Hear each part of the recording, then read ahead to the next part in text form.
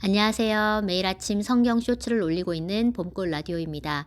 오늘 영상에서는 어떤 이야기를 들려드리면 좋을까 생각을 하면서 기도하고 묵상하다가 하나님께서 지혜를 주셔서 빨리 이제 녹음을 이제 하게 됐는데요.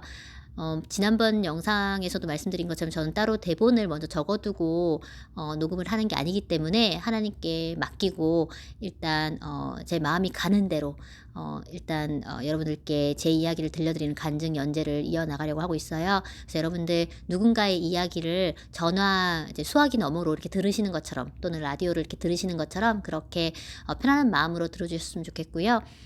제가 어제 커뮤니티 글에도 올렸지만 저는 모태신앙으로 이제 태어나서 아빠 쪽으로는 5대째, 엄마 쪽으로는 4대째 정통 교단에 이제 믿음의 가문에서 감사하게도 태어나서 그런 신앙생활을 어릴 때부터 이렇게 정말 편안하게 아무런 어떤 제재 없이 할 수 있게 됐었어요. 그래서 저한테는 성경 말씀을 접하는 거, 설교 말씀을 듣는 거, 그리고 교회에 가는 그 모든 것이 너무너무 자유로웠기 때문에 정말 천운이죠. 예, 하나님이 주신 은혜로 그렇게 하나님을 일찍 만나게 된 것 같습니다. 그래서 하나님은 늘 제 인생에서 제가 어렸을 때부터 지금까지 늘 가장 중요하고 친근한 존재가 되어 주셨는데요.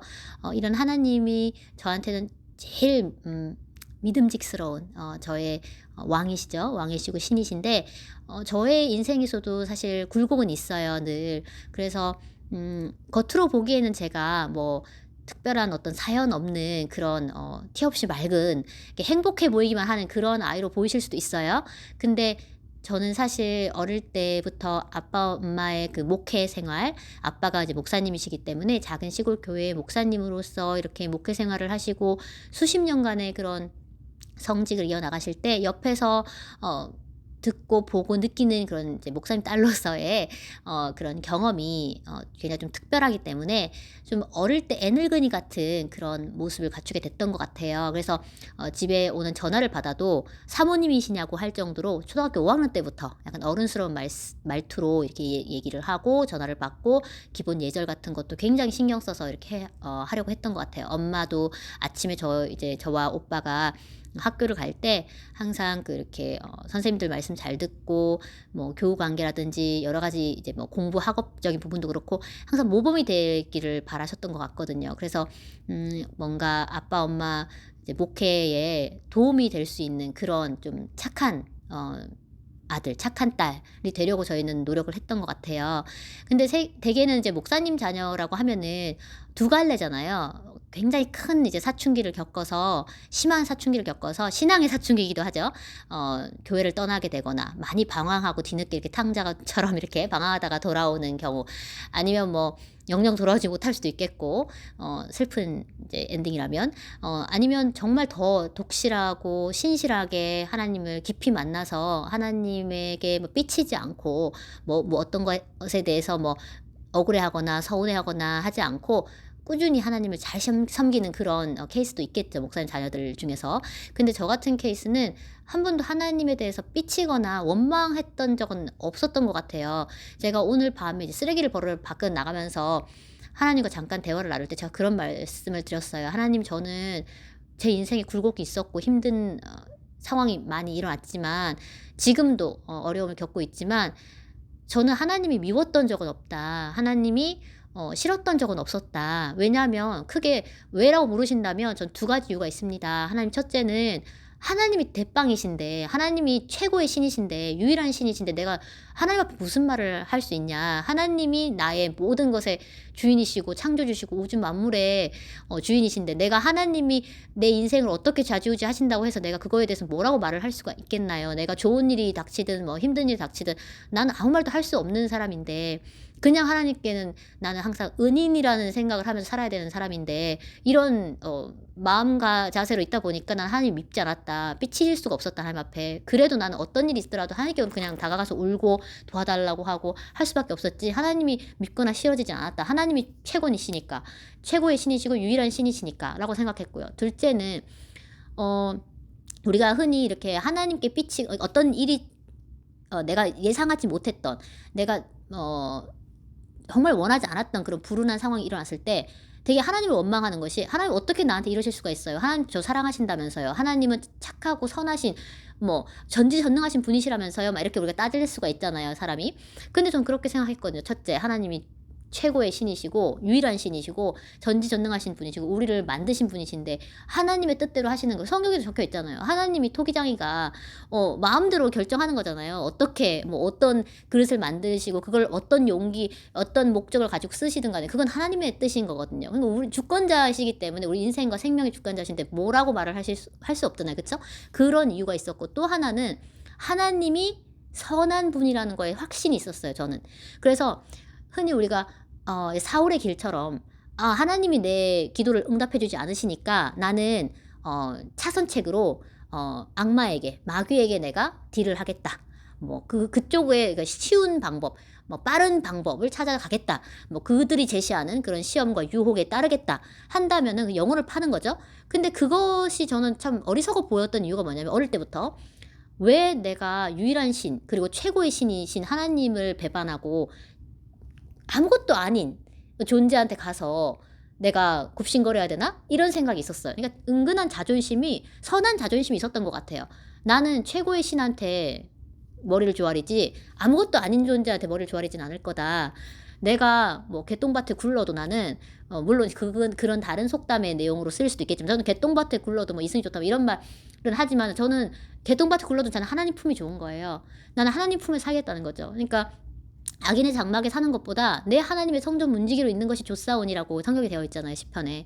그 마음이었어요. 저는 제가 제 삶이 어떻게 이끌어져 가든 간에 하나님이 최고의 신이시고 두 번째로 하나님이 선하신 분인 걸 내가 아니까 아무 능력 없는 존재들 그리고 몸은 어떻게 할지 몰라도 영혼은 능히 멸할 수 없는 그런 힘도 없는 존재들한테 내가 굽신거리면서 그런 악한 존재 나의 잘됨을 바라지 않고 나의 멸망을 바라는 존재들 나의 죽음과 나의 실패를 바라는 나의 대적 마귀한테 가서 내가 그들의 도움을 받는다는 거 뭐 어떤 해답을 받는다는 건 말이 안 되잖아요. 어불성설이잖아요. 그쵸? 나의 잘됨을 바라는 내 아버지 나를 지으신 분한테 가서 엎드려야지 어떻게 나의 불운을 바라는 나의 파멸을 바라는 악한 존재한테 가서 제가 엎드리겠어요. 그건 말이 안 되는 거잖아요. 그래서 가장 강력한 능력을 가지신 분 그리고 가장 선하신 분한테 가서 내가 조아리겠다. 저는 우리 크리스천들이 죽음을 두려워하지 않는 그런 신앙이 있잖아요. 그것은 하나님을 확실히 알기 때문에 그런 것 같아요. 성경에도 이제 보면은 주의 율법을 사모하는 자 그리고 주님의 계명 그러니까 하나님의 계명을 지키는 자들은 모두 훌륭한 지각을 가진 자라고 이렇게 하잖아요. 하나님이 택하신 자만 예수님의 그 소원대로 제가 지금 여러 성경을 좀 왔다 갔다 하고 있지만은 여러분 다 알아듣고 계시는 거라고 생각해요. 왜냐하면은 제가 이게 몇 장 몇 절입니다 이렇게 말씀 안 드려도 저는 하나님께 그런 응답 받았거든요. 제 영상을 듣는 분들은 영성을 이미 갖추신 분들만 제 마음을 이제 이해하시면서 이 내용에 감동을 받고 또 구독도 하시고 하실 거라고 하나님께서 말씀하셨기 때문에 제가 이걸 구구절절만 이렇게 설명하면서 말하지 않을게요. 그래서 하나님께서는 그런 말씀하셨거든요. 예수님의 그 성경에 적혀 있거든요. 그 예수님의 소원대로 하나님께 이제 부르심을 받게 되는 하나님의 뜻대로 부르심 받게 되는 자들만 이제 하나님의 아들 예수님을 이제 받아들여지고 예수님이 받아들여지고 하나님이 믿어지는 거예요. 그렇기 때문에 우리는 택함 받은 자로서 굉장히 큰 은혜를 입은 거죠. 그러면 우리는 그런 존재로서 그냥 그 자체로 너무너무 감격스럽고 행복한 거잖아요. 근데 제가 어디서 이렇게 어떤 말을 할 수 있겠어요? 어느 순간에 어떤 말을 할 수 있겠어요? 그래서 저는 그냥 하나님이 우리와 함께 하신다면은 나는 두려울 게 없다. 크리스천들은 죽음도 불사하잖아요. 네, 하나님의 길을 위해서라면. 그러니까 뭐 크리스천들이 세상이 이길 수 없는 모습을 보이는 것은 용기를 보이는 것은 우리가 하나님을 생각할 때 늘 항상 빚진 마음 있잖아요.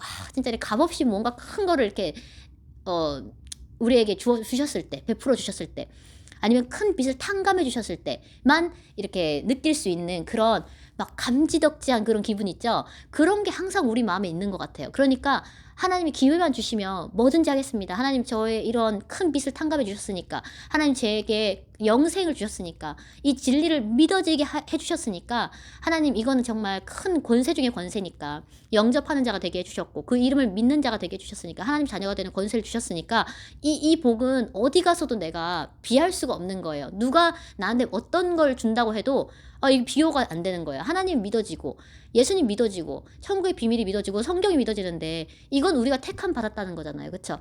그래서 제가 오늘은 정말 하나님 앞에 사랑 고백을 또 했어요. 하나님이 제가 드렸던 기도 중에 좋아하셨던 기도들이 몇 가지 있거든요. 딱 제가 기도를 했을 때, 하나님 앞에 이렇게 애정 표현을 했을 때 되게 좋아하신다는 느낌이 딱 들 때가 있었어요. 근데 그 중에 몇 가지 생각나는 걸 좀 나눠본다면, 하나님의 돈이 제 돈이고 제 돈이 하나님 돈이에요. 이런 말씀도 드렸었고요. 그러니까 제가 버는 거 다 하나님 거니까 하나님 마음대로 쓰시라고.